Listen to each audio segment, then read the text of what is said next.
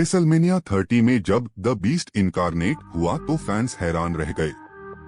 Brock Lesnar ने 3 F5 के बाद अंडरटेकर को पिनफॉल के लिए पिन किया और अंडरटेकर का सबसे बड़े इवेंट पर 21 मैचों की जीत का सिलसिला समाप्त हो गया। जबकि WWE में बड़ी गलतियां कम ही होती हैं, फैंस ने तुरंत मैच के बारे में स्पेकुलेट करना शुरू कर दिया और कई लोगों ने सुझाव दिया कि मैच की एंडिंग प्लानिंग के हिसाब से नहीं हुई थी। यहाँ तक कि WWE लेजेंड टेड दिबियासी ने कहा था कि अंडरटेकर डेफिनेट विनर थे और एक अनसक्सेसफुल पिन फॉल का शिकार थे। लोग इस रूमर पर और ज्यादा भरोसा तब करने लगे जब एक क्वेश्चन आंसर सेशन में पॉल हेमन ने आग में घी डालने का काम किया और अफवाहों को बढ़ावा दिया, यह बोलकर कि मैच जैसा सोचा गया था वैसा नहीं हुआ। द बीस्ट इनकार्नेट के मैनेजर ने संभावना जताई कि ब्रॉक लेसनर ने मैच के दौरान फैसला किया था कि वह बुकर के फैसले के खिलाफ जाएंगे और अपने फायदे के लिए द अंडरटेकर की स्ट्रीक को तोड़ देंगे।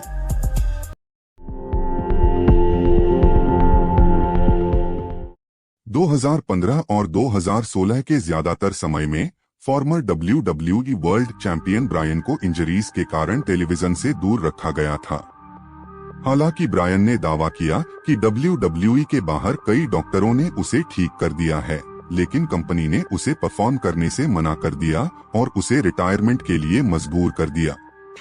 यहां तक कि जनवरी 2016 में रिपोर्ट्स सर्कुलेट होने लगी कि डेनियल ब्रायन WWE द्वारा लगातार उन्हें हटाने से इनकार करने से थक गए थे और उन्होंने अपनी रिलीज की रिक्वेस्ट की थी ताकि वह कहीं और जाकर रेसलिंग कर सकें। इन कहानियों के सामने आने के तुरंत बाद WWE HR का मेंबर होने का दावा करने वाले एक व्यक्ति ने एक WWE समाचार और अफवाह साइट से संपर्क किया और कहा कि उसके एक कोवर्कर ने सप्ताह के शुरू में डेनियल ब्रायन के लिए एक रिलीज का प्रोसेस किया था और यह खबर पब्लिश की जाएगी। आने वाले दिनों में WWE द्वारा इसका अनाउंसमेंट किया जाएगा।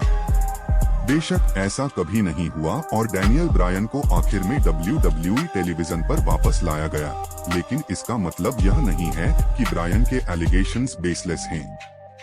यह पॉसिबल है कि WWE ने वास्तव में ब्रायन को रिलीज करने की योजना बनाई थी, लेकिन आखिरी मिनट में इसके खिलाफ फैसला किया था।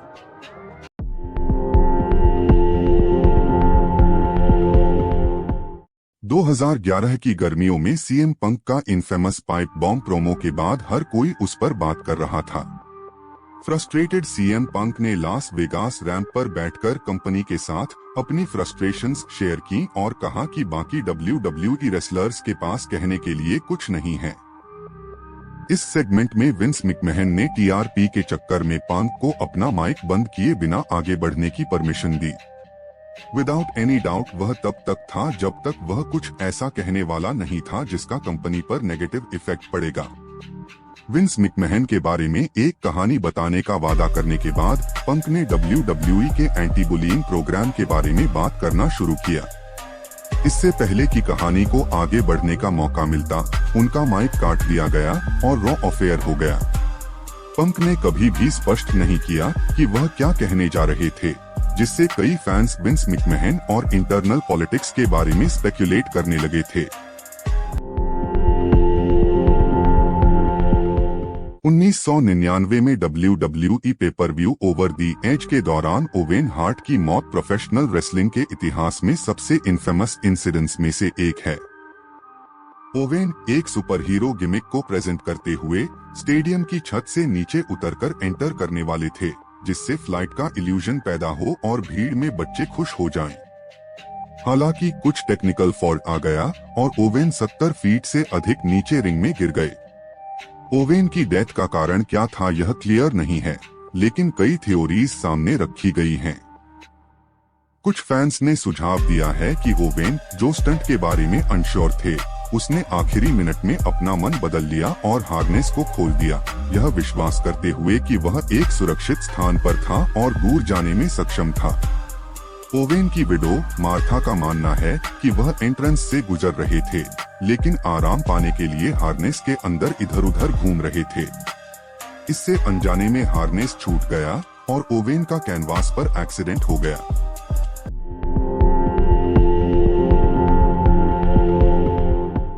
जब ब्रेट हार्ट का WWE कॉन्ट्रैक्ट एक्सपायर होने वाला था तो कंपनी को उनसे वर्ल्ड चैंपियनशिप हासिल करने का एक तरीका चाहिए था ताकि वह इसे WCW में न ला सकें। हिटमैन ने उस कहानी के साथ जाने से इनकार कर दिया जिसमें वह कंपनी के साथ अपनी आखिरी रात में उन्हें शॉन माइकल्स के हाथों टाइटल गंवाना पड़ता और इसलिए विंस और बाकी WWE क्रू ने उनके खिलाफ साजिश रची। जैसे ही शॉन माइकल्स ने हार्ट को शार्प शूटर में डाला, एक करप्ट रेफरी घंटी बजा दी और HBK बेल्ट लेकर चला गया और मॉन्ट्रियल स्क्रूजॉब का जन्म हुआ। हिटमैन स्वाभाविक रूप से गुस्से में था और उसने WCW जाने से पहले रिंग में रहते हुए मिकमहन पर थूक दिया था। इस घटना ने प्रोफेशनल रेसलिंग की दुनिया को सदमे में डाल दिया और यहाँ तक कि WWE को और मेन स्ट्रीम अटेंशन मिला। इसके बाद के वर्षों में WWE ने मॉन्ट्रियल स्क्रूजॉब को स्टोरी लाइन में यूज करके और DVD बेचकर बहुत सारा पैसा कमाया। क्योंकि WWE स्क्रूजॉब को इतना प्रॉफिटेबल इंसिडेंट में बदलने में कामयाब रही, कई फैंस का मानना है कि ब्रेट हार्ट खुद इस पूरे मामले में शामिल थे।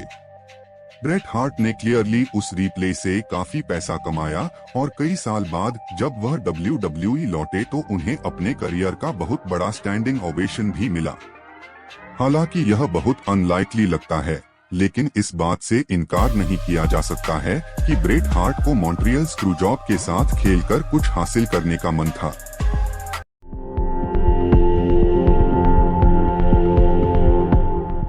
एटीट्यूड एरा के दौरान विंस मिकमहन के साथ WWE के क्रिएटिव राइटर विंस रूसो का काम WWE में मंडे नाइट वॉर्स में WCW को हराने के लिए काफी जिम्मेदार था। हालांकि कुछ लोगों को शक है कि WWE की सफलता में रूसो का योगदान किसी भी और वजह से ज्यादा था। 90 के दशक के अंत में विंस रूसो का विंस मिकमहन के साथ रिश्ते में खटास आने लगी। रूसो अपने बढ़ते वर्कलोड की वजह से फ्रस्ट्रेटेड थे और मिकमहन उसे अपने परिवार के साथ समय बिताने के लिए नहीं देते थे।